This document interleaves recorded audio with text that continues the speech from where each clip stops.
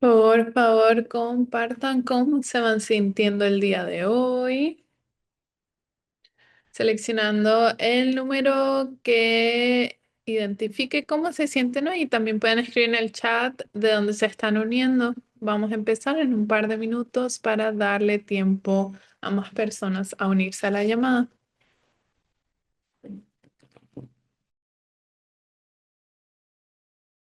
Bueno, veo en el chat hay muchas personas participando. Tenemos personas de todos lados, de Ohio, Virginia, California. Perdón si no alcanzo a leerlos todos. Hay un montón. Hay de Texas, Nevada, Virginia también, Michigan. Muchas gracias por estar aquí.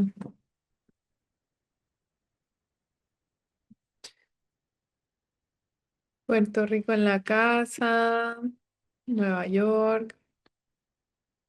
Me encanta Seattle. En el chat, si quieren compartir.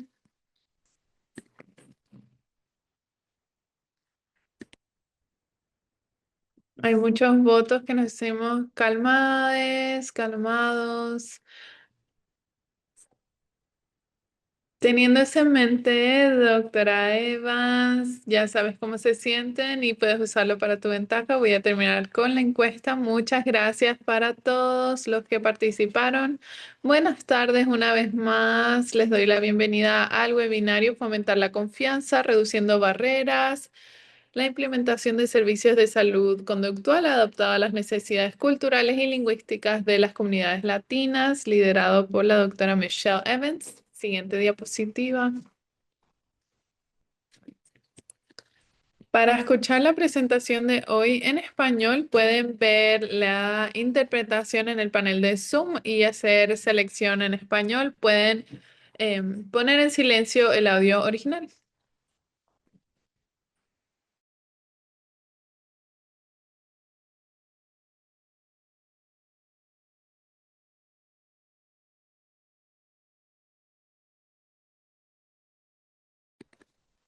Siguiente diapositiva. Ahora vamos a hablar sobre algunas logísticas. El evento de hoy se está grabando y va a estar disponible de manera pública en nuestra página web y en otras redes sociales. Todos los participantes van a estar en silencio. Si quieren hablar o hacer una pregunta en vivo, pueden levantar la mano y te darán permiso para sacar del silencio tu micrófono.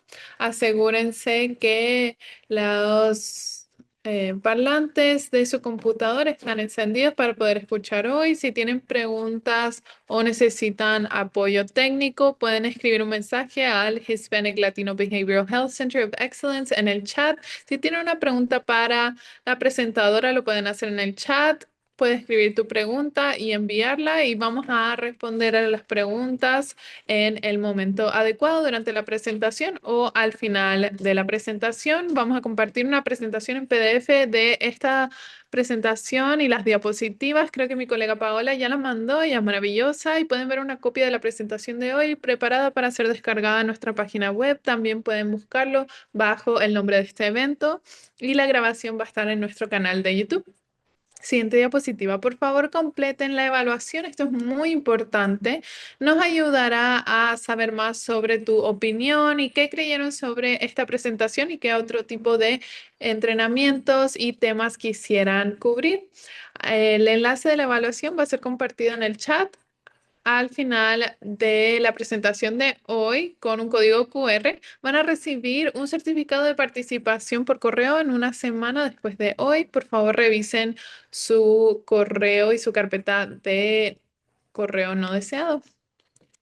Bueno, un recordatorio que nuestra misión es avanzar y apoyar la sostenibilidad de la salud conductual mediante la promoción de la prevención, el tratamiento de las múltiples vías de recuperación y el apoyo de la recuperación impulsados por la comunidad, arraigados en la cultura y centrados en la persona para las comunidades hispanas y latinas.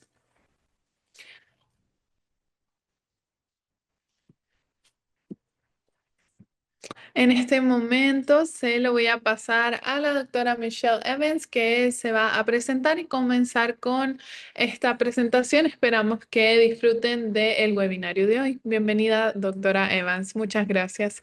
Gracias por darme la bienvenida. Siempre aprecio poder hablar con todas las personas que estén aquí y aprecio al Instituto, el Centro de Excelencia Hispano-Latino, porque tienen entrenamientos tan maravillosos como este, así que me emociona mucho estar aquí.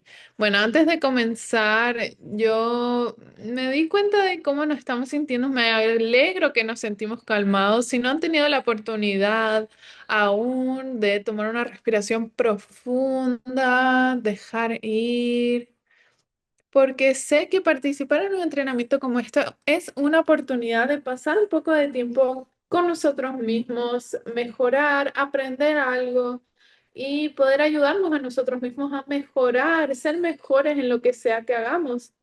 Me siento muy inspirada de ver que hay tantos de ustedes en todo el país. Yo estoy en Chicago, en Illinois. Veo que hay otras personas de Chicago también y me emociona mucho que podemos reunirnos de tantos lugares distintos y hablar sobre cómo podemos mejorar la accesibilidad en los servicios que le ofrecemos a esta demografía. Un poco sobre mí, yo soy la doctora Michelle Evans, soy trabajadora social clínica titulada. He estado trabajando con personas con enfermedades mentales, adicciones, em, abuso de sustancias, abuso sexual, etcétera, por décadas. Y no sé en qué parte están en su carrera, pero a veces conozco a clientes y digo, wow, yo llevo practicando esta profesión más tiempo de lo que tú llevas viviendo. Y es como, wow, llevo mucho tiempo y es maravilloso. Y cada día aún sigo aprendiendo muchas cosas nuevas. Soy la directora ejecutiva del Centro de Salud Mental Elton, que es un hospital psiquiátrico estatal en Illinois, y tengo una práctica privada donde trabajo con individuos con adicciones sexuales, adicciones a las drogas y con la comunidad hispana latina. También enseño y hago estas presentaciones para poder conectarme con más personas. Es una experiencia muy enriquecedora para todos nosotros poder compartir ideas, compartir sobre el trabajo que hacemos y enseñarles un poco de las cosas que he aprendido en mi proceso, en mi experiencia. Y como mencionaron, por favor usen el chat y lo estamos revisando. Podemos ver de dónde estamos, cuáles son nuestras propias experiencias y también ideas. Y una cosa que nos trajo el COVID, que empezamos a hacer estos webinarios y tener oportunidades de hablar durante la clase. Si hay una cosa que yo estoy hablando y se me encanta esta idea, quisiera compartir esto con otras personas, por favor pónganlo en el chat porque las personas pueden ver sus ideas, así que por favor úsenlo. Tenido webinarios muy buenos en términos de compartir ideas, en especial dependiendo de los temas y poder compartir diferentes puntos. Vamos a estar hablando de los factores sociales, lingüísticos y culturales que afectan la salud y los resultados de la salud dentro de la comunidad latina. Una cosa importante es que hay que hacer un tratamiento que funcione. Algo que siempre digo es que si un cliente no tiene éxito, no es la culpa del cliente, es la culpa del tratamiento. Yo quiero soñar de un mundo en el cual identificamos tratamientos basados en la evidencia y apoyamos a los clientes con la ayuda que necesiten. No sé si están en un espacio y ven a este cliente y dicen, sé que necesitan algo, no sé qué puede ser que pueda compartir, un ejercicio, una manera distinta de hacer las cosas que pueda ayudar más a este cliente, pero no sé exactamente qué es. Por eso vamos a estos webinarios, por eso continuamos entrenándonos, por eso continuamos a través de todas nuestras vidas, seguimos aprendiendo, porque para cada cliente individual hay una intervención específica y única que los llevará a donde tienen que ir. Y esa idea es lo que me levanta todas las mañanas, porque sé que hay algunos casos complejos con los cuales trabajo. Como dije, trabajo en un hospital psiquiátrico forense como administradora, directora, y trabajo con adicciones muy serias. Tengo clientes que les cuesta participar o hacer seguimiento con las intervenciones que hemos acordado y identifico que hay algo que me faltó en mi evaluación, hay un punto, algo que previene a mi cliente de participar por completo en este tratamiento y la evidencia aunque la evidencia me dice que puede ser muy efectiva. Así que esos factores que se interponen es lo que vamos a estar hablando hoy.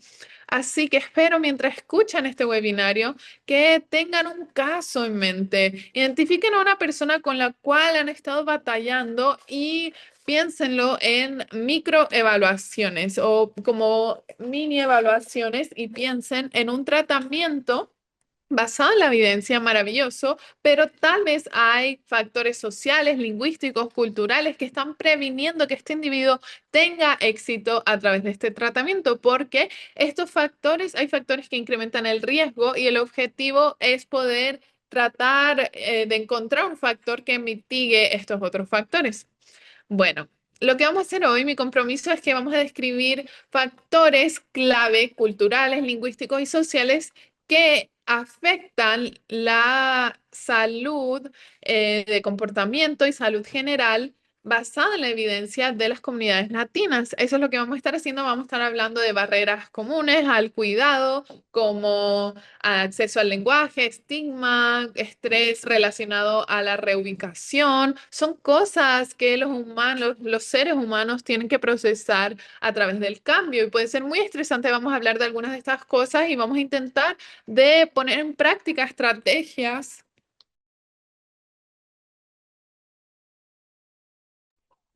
de la comunicación para poder reforzar la confianza, el involucramiento y las relaciones con estos individuos latinos y sus familias. Yo he enseñado muchos diferentes programas, programas de trabajo social y creo que no nos enfocamos suficientemente en la comunicación. Hay ideas basadas en la evidencia que tenemos en mente, pero cómo lo comunicamos, eso es lo que importa.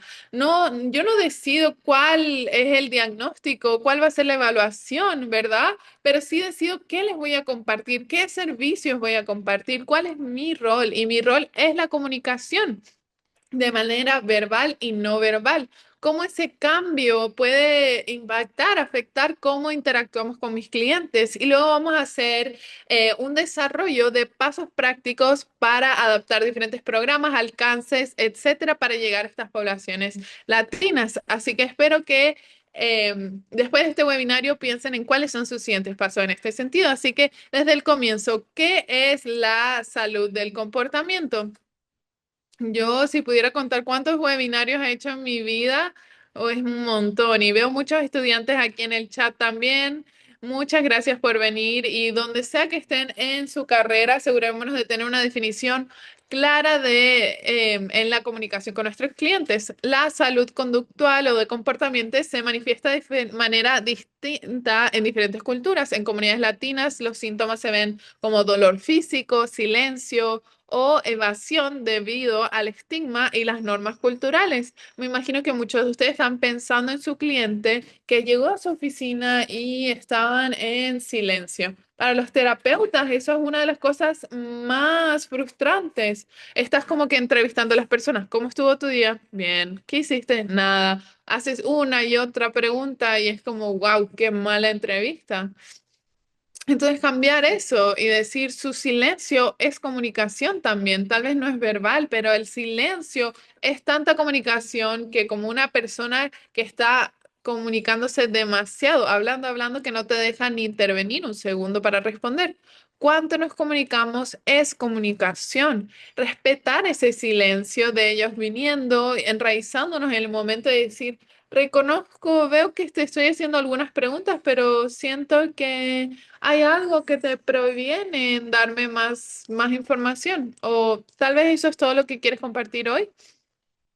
Parar, volver al momento presente, tener esa conversación con el cliente, a veces puede abrir la oportunidad para que el individuo dije, no sé nada, me siento tan abrumado, no sé qué decir o no entiendo por qué me haces todas estas preguntas. Es una oportunidad para tener claridad. Ahí es donde comenzamos con la salud conductual, reconocer que lo verbal, no no verbal, dolor físico, evitar, eso es parte de la expresión de la salud conductual.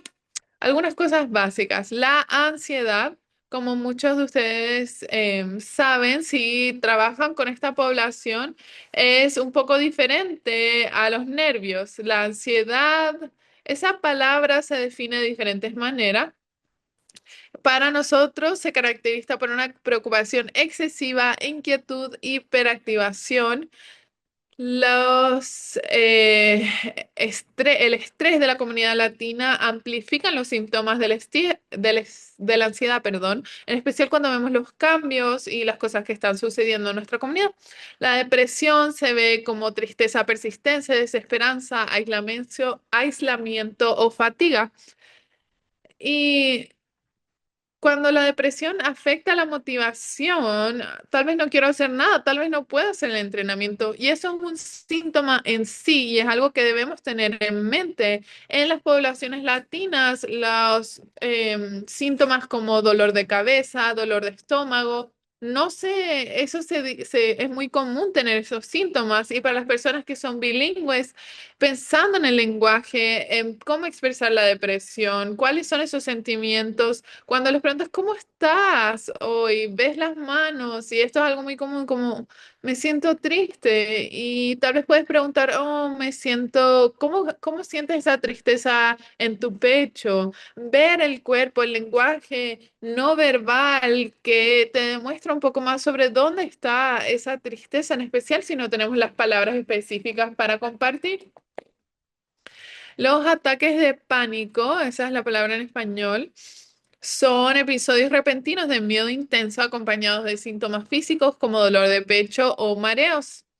Acorde al DSM-5, puedes tener un desorden de pánico que es diferente a ataques de pánico. Puedes tener ataques de pánico como parte de la ansiedad, como parte del desorden de pánico y tienes que ver con tu DSM-5 para poder diagnosticar o evaluar correctamente, porque los ataques de pánico son episodios repentinos y es una situación médica que puede prevenir el acceso al cuidado médico. Cuando personas me hablan sobre los ataques de pánico, hablan sobre respiración, dolor de pecho, y les pregunto qué es lo que sucedió justo antes del ataque de pánico, si es algo emocional que sucedió o algo más grave, ¿verdad? Hay que hablar con los individuos y con su doctor para ver si hay otros temas que considerar.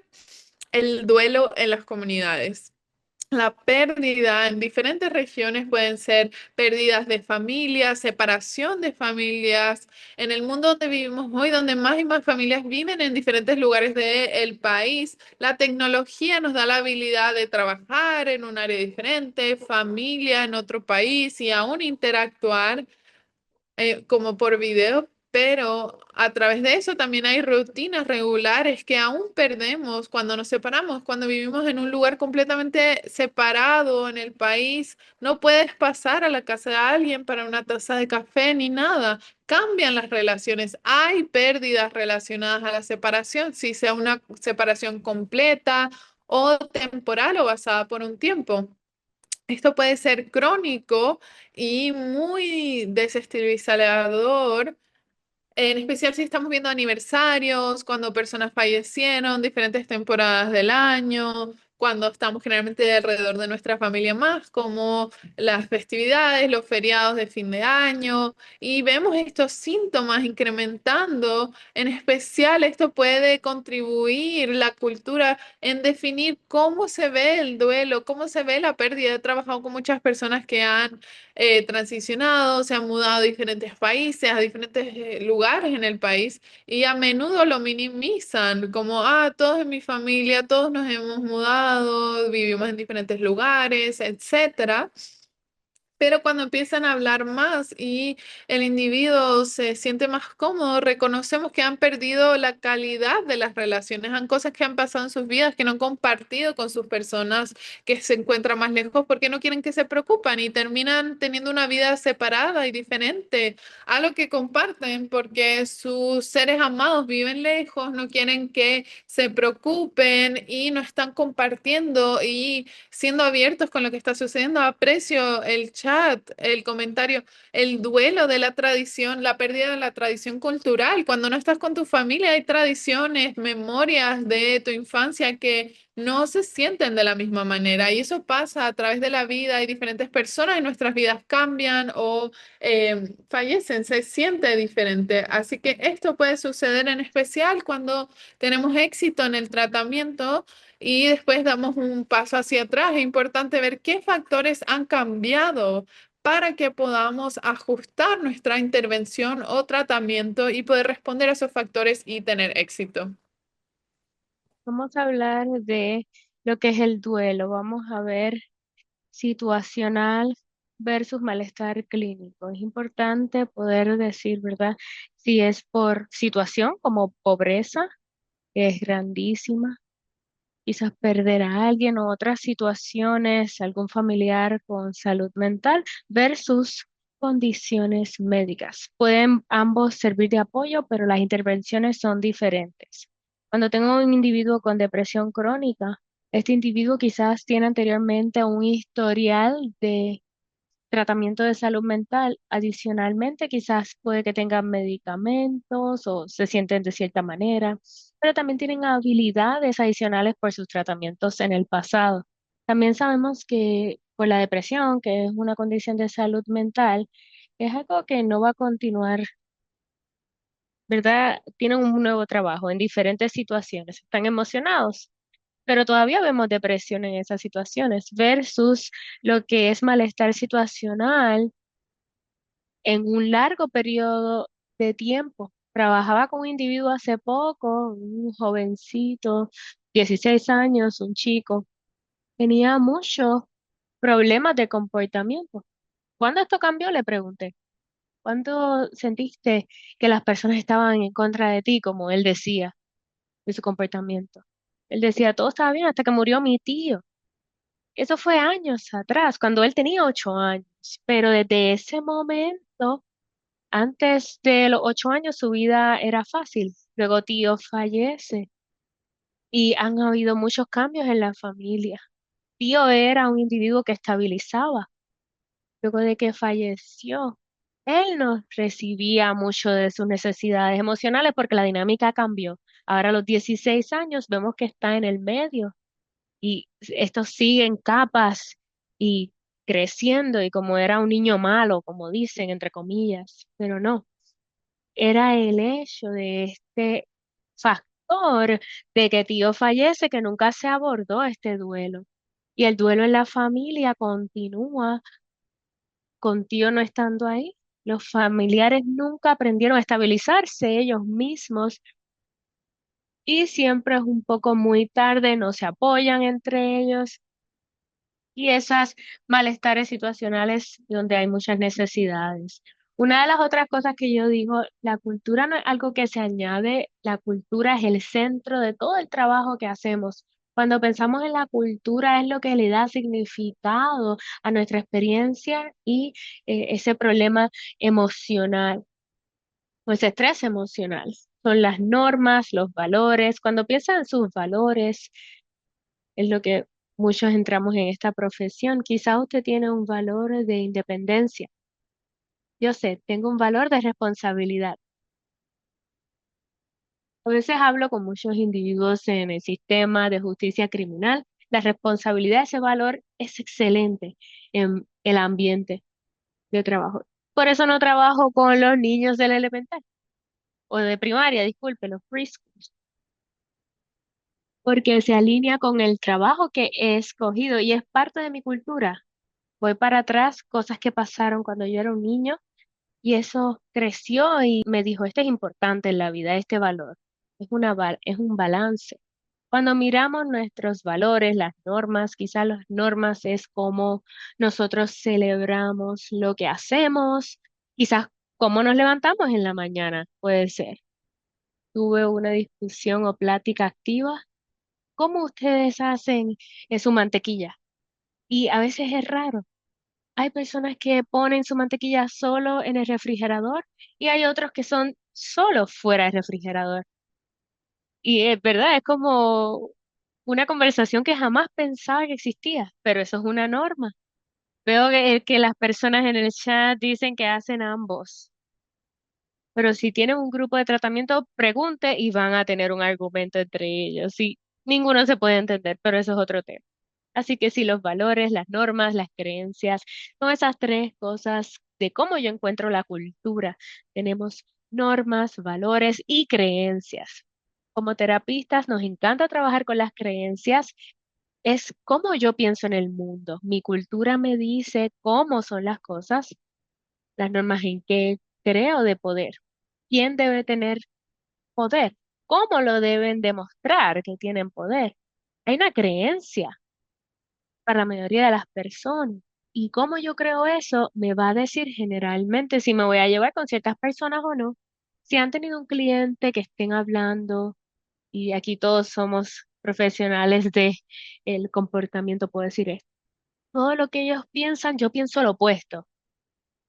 Y yo me echo para atrás y me digo, yo soy terapista, esto no se trata de mí. Pero a veces es como que me tengo que abrir la mente, porque este individuo en particular, todo es completamente diferente, opuesto. Y ese sentimiento ahí, esa es la cultura, justo ahí, porque le da significado a nuestras experiencias y vamos a hablar de eso más adelante. También todos creemos creencias de quién, cómo, cuándo y de dónde, cuándo debo participar y cuándo me debe importar. Entender los servicios en las instituciones también, con el valor, ver al doctor para cuidado preventivo. Imagino que hay personas que dicen, no, vas al doctor y ahí es que encuentran algo malo con usted. La mitad de las personas dicen, no, yo voy regularmente al doctor para recibir tratamiento desde antes, temprano. Nos echamos para atrás, vemos las creencias en las familiares de esas personas, individuos, o algo pasó. Alguien quizá tuvo un diagnóstico y fue muy difícil. O quizás otras personas dicen, bueno, por el cuidado preventivo pudimos detener lo que estaba pasando. Así que eso nos ayuda a expresar, explicar y comunicar nuestro malestar y cambia cómo percibimos y priorizamos nuestros síntomas. Bien, un poco de humildad cultural. Básicamente todos sabemos que la humildad es yo no sé todo, y que los proveedores que atienden a las comunidades hispanas y latinas reconocen la importancia de establecer relaciones. Entre los aspectos importantes que hay que tener en cuenta al establecer estas relaciones incluyen contexto, donde se encuentran, algunos están en todo el país y he hablado con ellos en toda la nación, ¿sí? Cómo pensamos, cómo creamos relaciones es diferente, depende de dónde estamos. Desequilibrios del poder, visiones del mundo, quizás personas donde sus voces no se escuchan, reconocer y asumir las propias limitaciones y apertura e interés por las identidades culturales del cliente. Si piensan, si es difícil con un cliente, piensa en estas cosas y si estás reflejando y aceptar dónde están proveedores de salud de la conducta, ¿lo aceptas al cliente? Porque a veces nos comunicamos y comunicamos lo que sentimos, quizás en una área silenciosa, quizás no lo decimos, pero los músculos faciales a veces es difícil, ¿verdad? Esconderlo. Así que, ¿qué me está expresando su cliente y cómo yo lo estoy recibiendo? Mencioné atrás, la cultura es lo que es los valores, cultura, las normas y creencias. Vamos a verlo comunes de la cultura hispana. Primero tenemos confianza, trust. He trabajado con muchos individuos que mi último apellido es Evans, así que no me creen que yo soy latino cuando primero me conocen. Así que primero hablamos de nuestro, ¿verdad? Nuestro historial en común, mi familia. Eso usualmente ayuda, ¿verdad? Apropiadamente ayuda.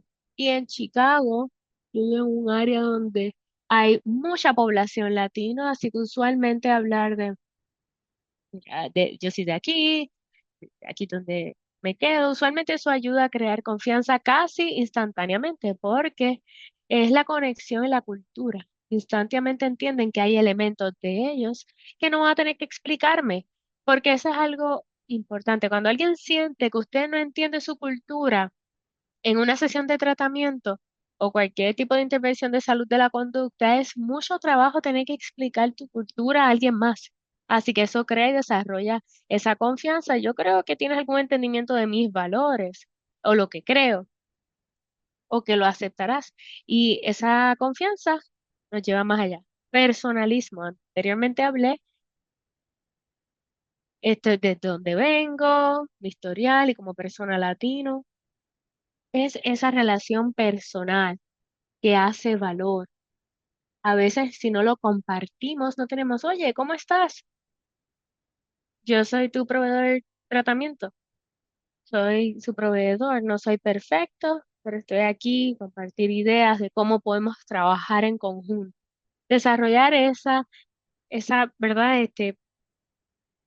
Con unas limitaciones saludables, tener una relación buena, ese personalismo. El respeto, la mayoría del mundo quiere ser respetado, pero es muy importante, especialmente si vemos las normas culturales, cómo se expresan esas normas, quién habla primero, cómo nos referimos a las personas si estoy en un cuarto, familias, a quién yo me dirijo primero. Ese respeto es en los micro comportamientos que tenemos. Y es muy pequeño cuando hablamos con alguien, especialmente como proveedor de tratamiento, yo tengo poder por a quién yo le hablo primero. Eso soy yo compartiendo y diciendo, bueno, esta es la persona que yo quiero escuchar que me hable primero. Tener mucho cuidado cómo desplegamos ese poder y asegurarnos que siga las normas familiares, especialmente en esas sesiones iniciales donde quiero entenderlos y trabajarlos. Así que primero digo, bueno, necesito escuchar del niño y el niño va primero. Eso, ¿verdad? Está dando la autoridad sobre los padres y puede faltar el respeto. Luego la espiritualidad. El valor de la espiritualidad lo defino, puede ser religión, puede ser nuestras creencias de por qué estamos aquí en el planeta o la Tierra, o también nuestros valores. Entender la conexión de alguien del por qué están aquí, su motivación de vivir. Es muy importante porque todo eso cambia cómo y por qué vamos a hacer las cosas. Yo trabajé en tratamiento donde se mandaba en mi carrera para muchas personas y usualmente cuando puedo conectar la intervención con su valor, ahí es cuando vemos realmente el cambio o el resultado.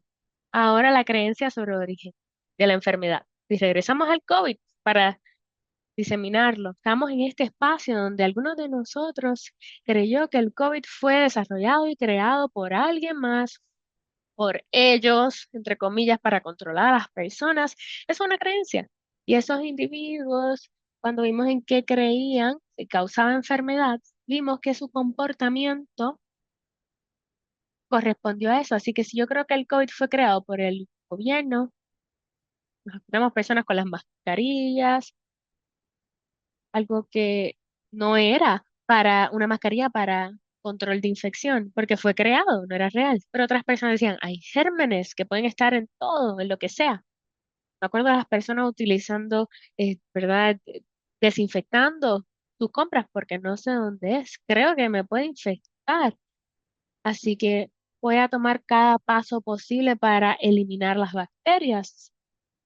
Y hay personas que están en el medio diciendo, bueno, voy a tratar de ser una persona saludable, tomar vitaminas, saludable lo más que pueda, y están en el medio de los dos grupos. Vimos muchas personas viniendo de diferentes creencias de lo que el COVID era y cómo sus comportamientos resultaban. Es como una cosa cultural de creer de dónde vienen las enfermedades, especialmente los desórdenes del comportamiento. Una persona naturalística, biomédica, y le voy a hablar. En personalista es un sistema de creencia. El individuo puede creer que su enfermedad fue causada por la intervención de un ser divino con poderes especiales. Suena complicado, pero en otras palabras es esto que tengo, esta enfermedad grave de depresión o lo que sea es porque yo no era una buena persona allí en mi familia, era malvada o no era buena persona y pues eso fue lo que pasó, eso fue el resultado. Así que la recuperación entonces es con rituales, o si hablamos diagnóstico con un orden de obsesión, a veces se usa ritual, todo en balance se va a hablar.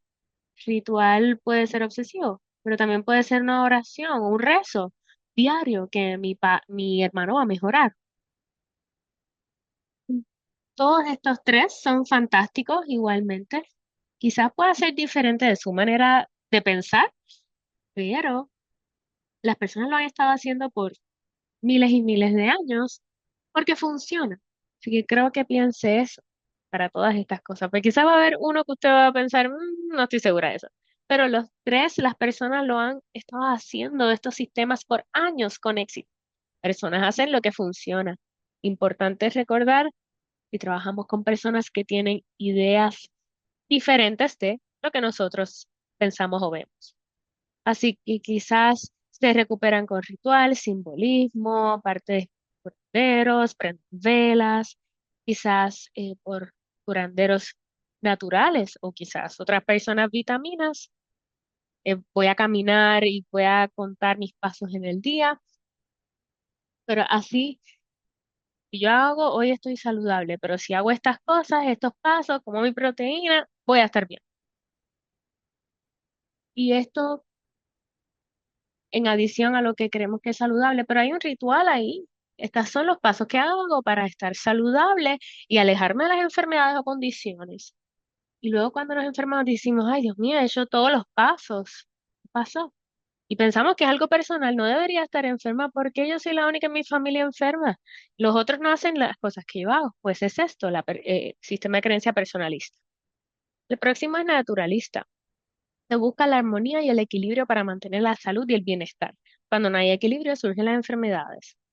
Los tratamientos naturalistas mejoran la salud metabólica a través de la dieta, ejercicio, tratamiento de equilibrio energético, como los humoralistas, ayurvédicos y vitalistas, como yoga, la dieta, mantener mi dieta para que mis macros estén en balance o mis pasos, mis conteos a la hora de caminar, buscando bienestar con estos pasos. Así que quizá un cliente puede ser más personalista, donde esto es algo interno.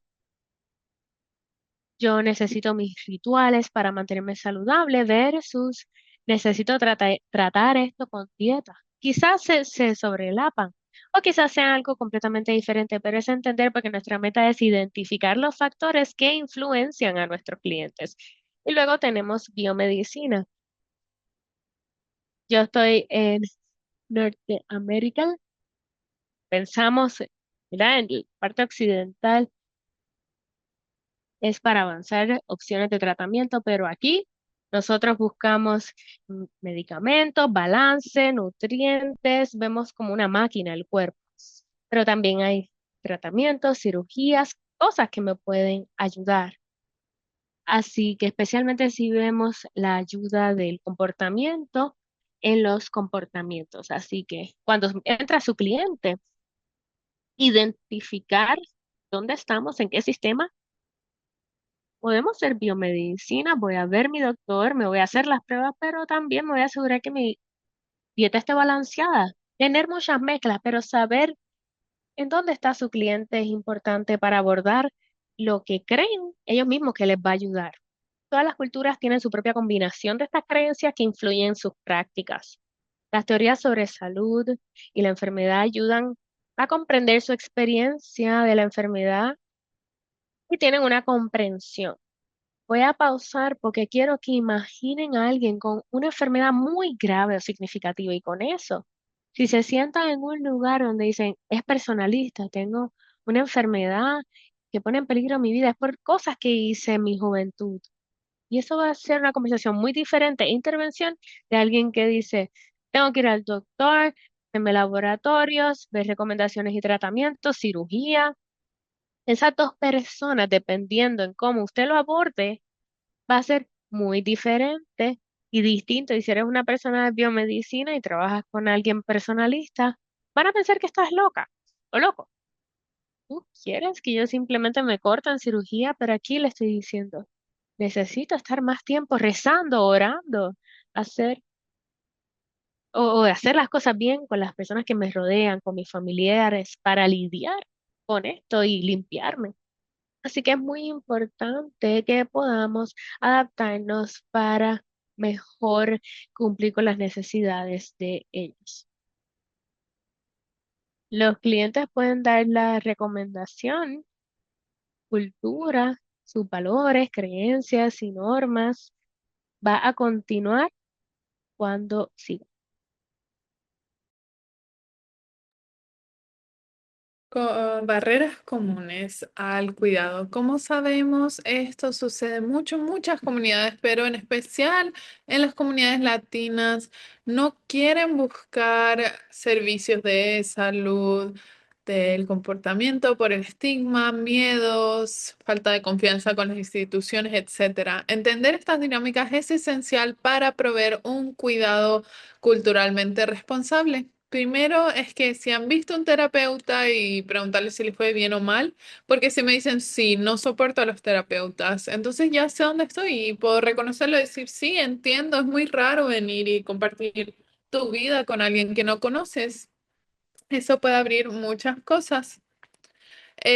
Hay muchas barreras cuando hablamos sobre falta de cobertura de seguro médico, los costos del tratamiento, la falta de proveedores que hablan español. Son grandes barreras, son barreras estructurales. Y yo que lidero un hospital psiquiátrico puedo hablar muchísimo sobre cómo las organizaciones lidian con esto, cómo podemos ayudar, cómo evitarlo, pero al final del día estamos trabajando dentro de la misma estructura y es muy difícil.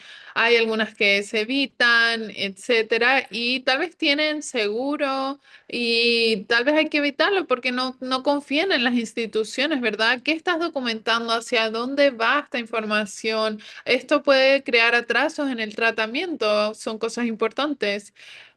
Pensar en dónde va la información. Importante porque esto se ha desarrollado como la discriminación histórica y continua que ha contribuido a la falta de confianza con el gobierno y los sistemas de salud. Hay muchas cosas que han sucedido. Si han trabajado con la comunidad latina por suficientemente tiempo, lo han visto ustedes mismos, donde van, piden ayuda.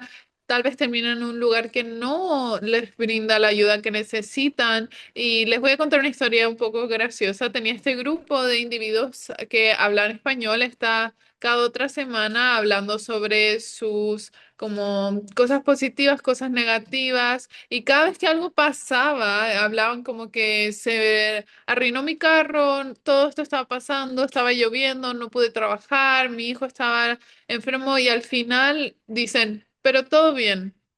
Siempre terminaban con eso y suena como una mala canción de country, pero siempre sucedía.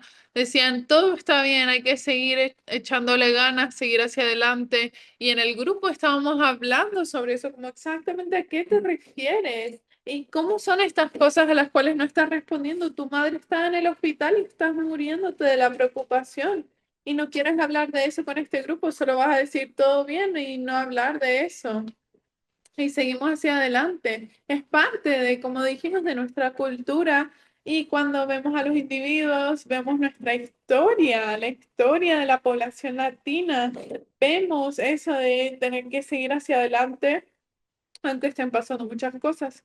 Claro que la falta de servicios apropiados en términos de lenguaje, falta de comunicación, falta una evaluación incorrecta, tantas cosas que suceden. Había una persona que estaba temblando cuando entró y obligado por la corte tuvo que venir a verme y él pensó que le iban a inyectar algo para hacerlo parar de pensar en cómo pensaba y tuvo que venir porque no quedaba. Y eso es una falta de comunicación, de información sobre qué es lo que hace un terapeuta, el estigma.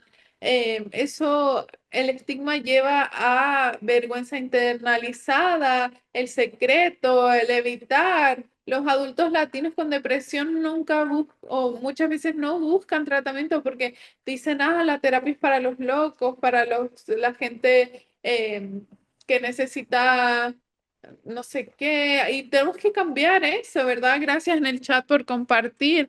Cada vez que tenemos estas barreras o factores de riesgo, tenemos que buscar factores de protección. Este es nuestro superpoder, ¿verdad? Los que trabajan en salud del comportamiento. Esta es nuestro, donde podemos ayudar, buscar estos factores de protección. Siempre hay una fortaleza. Y el factor generalmente es la familia, escuchar sus historias, atraer a las familias, hablar sobre su experiencia, porque no vas a ser la primera persona que necesito ayuda y podemos hablar sobre eso, atraer a las familias al proceso y eso generalmente hace que las familias se junten más y se hagan más cercanos, pero ver cómo comunicamos eso a través de las historias, hablando de las cosas. Eso es lo que me encanta escuchar de mis clientes, escuchar la historia de su semana, porque reconozco en las narrativas que crean, en las sesiones de grupos, si haces grupos, es la narración, esta es mi semana, es importante tener ese tipo de narración, ver sus creencias, qué creen de sí mismos, de los mundos en los que viven. Como terapeuta, estás explorando eso, escuchar la historia de la semana, lo que están experimentando y es un factor de protección porque te mantiene y eso a veces atrasa el tratamiento cuando no sabemos cuáles son estas cosas y es difícil encontrar el tratamiento correcto para esto. Es muy poderoso. Estamos hablando de las barreras interconectadas. Sabemos que las comunidades lidian con estigma que se sube uno encima del otro. Hay preocupaciones de qué información de compartir, si esto me va a dañar, me va a lastimar en el futuro. Y estas barreras no están aisladas las unas del otro. El género, la raza, la pobreza, el estatus, esas son vulnerabilidades únicas. Para reducir estas barreras, tenemos que buscar el cambio sistémico, estrategias de base. Eso significa yo lidero un hospital psiquiátrico y estoy aquí, necesito individuos que me digan qué es lo que tengo que cambiar, qué tenemos que hacer para ayudar a los individuos que entran por nuestras puertas el día de hoy, porque nuestras poblaciones, las personas a las que atendemos cambia constantemente. Vamos a ir con una estrategia porque nuestro tiempo está pasando muy rápido y no quiero terminar hasta que tengamos unas estrategias que podamos usar. Sé que estoy pasando muy rápido por la información hoy porque hay mucha información importante que podemos compartir.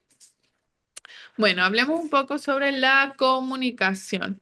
La comunicación informada en el trauma reconoce el trauma en cada interacción y quiero decir para todas las personas viendo el webinario han pasado por el trauma.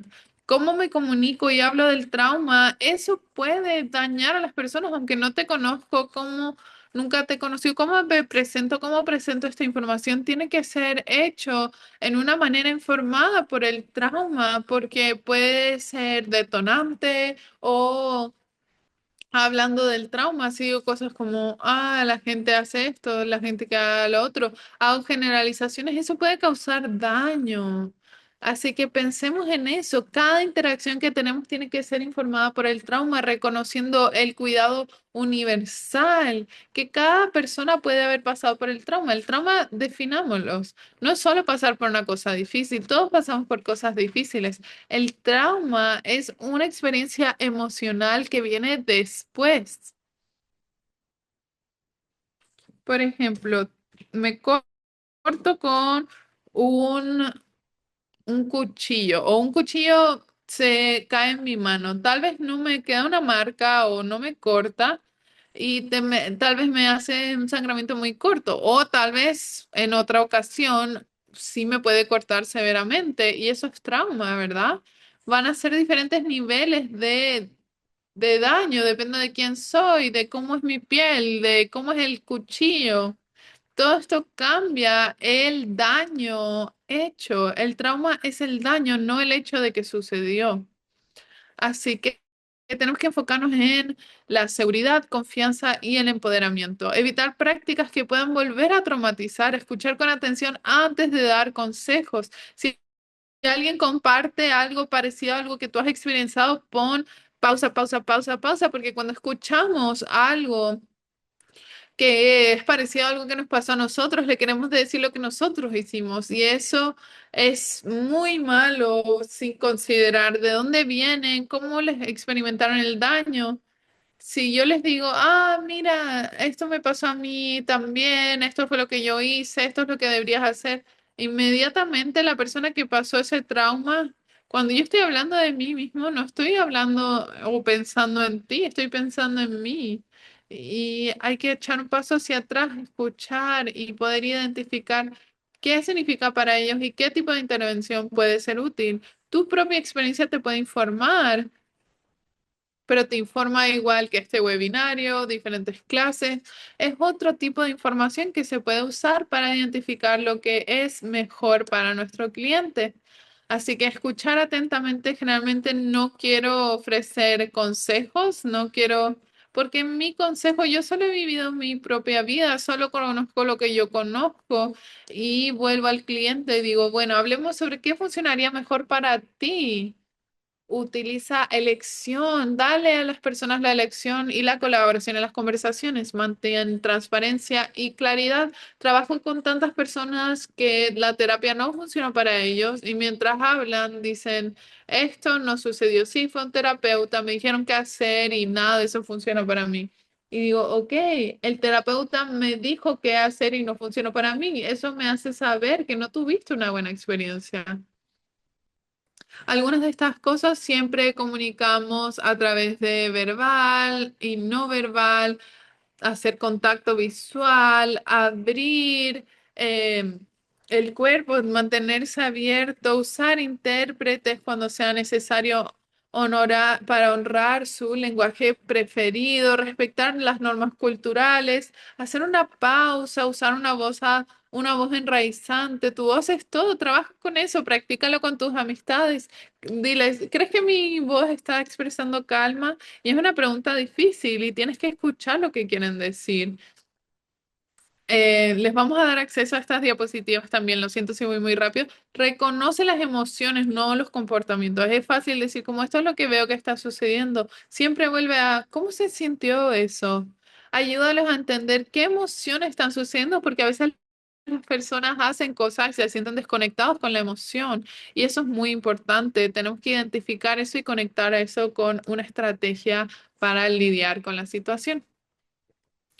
Hemos hablado con el trauma, sobre el trauma en nuestra conversación de hoy, viendo qué es lo que vemos, cómo vienen los individuos, qué es la cultura y cómo las personas están como sintiendo eso. Así que ahora hablamos sobre cómo responder a través de habilidades de la comunicación.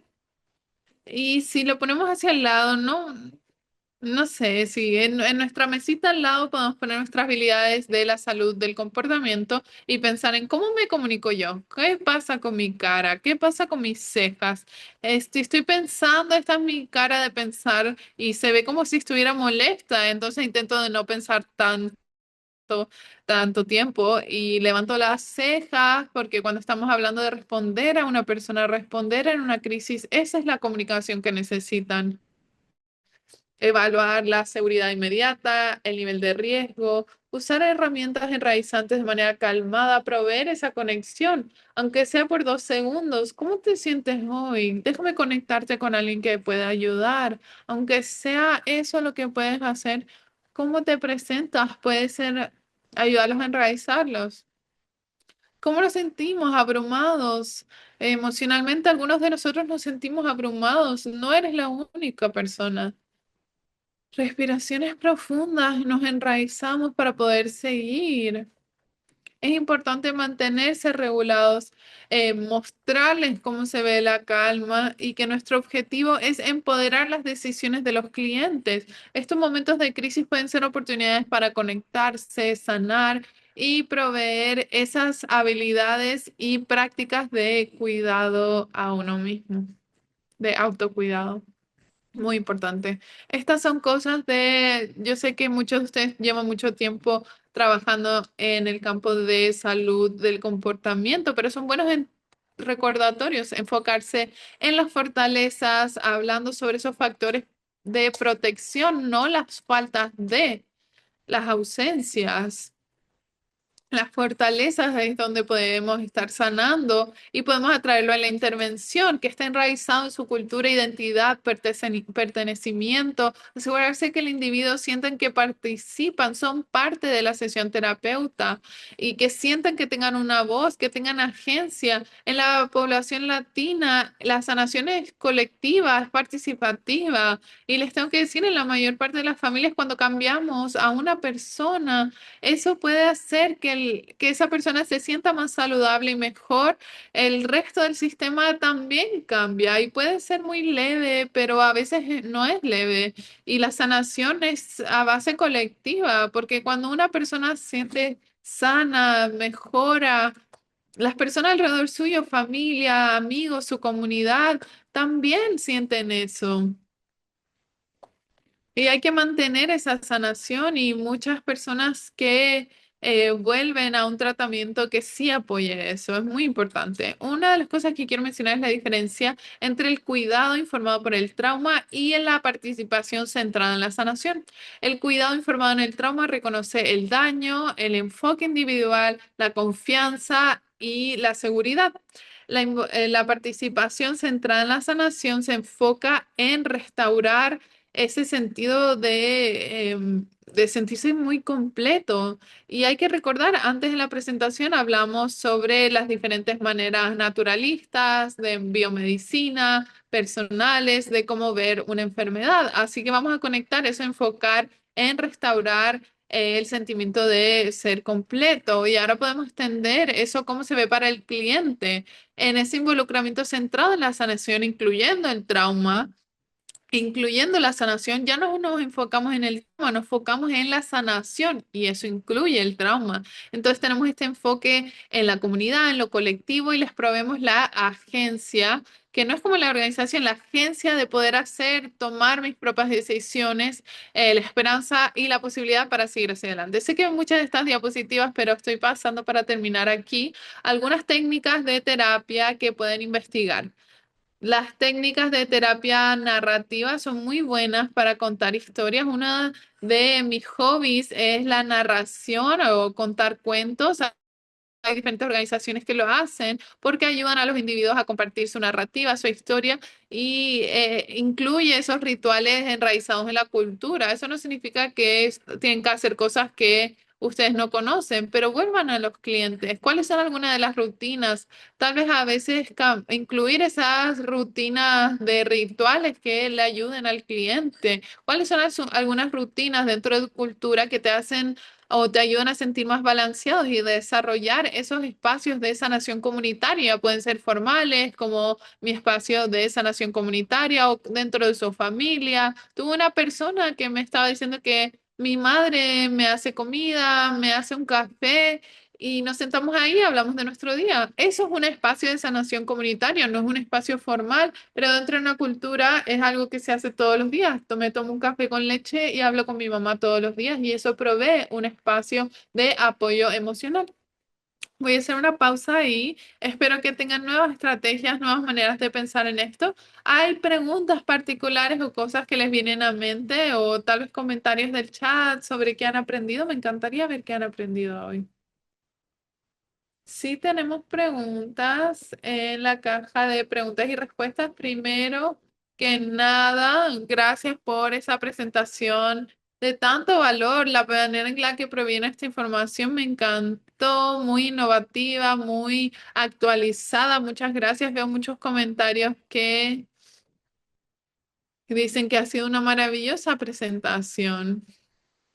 Ahora algunas preguntas. ¿Has observado diferencias en la relación terapéutica con clientes hispanos, cambiado con no hispanos? ¿Y cómo balanceas eso con mantener barreras o límites profesionales claros?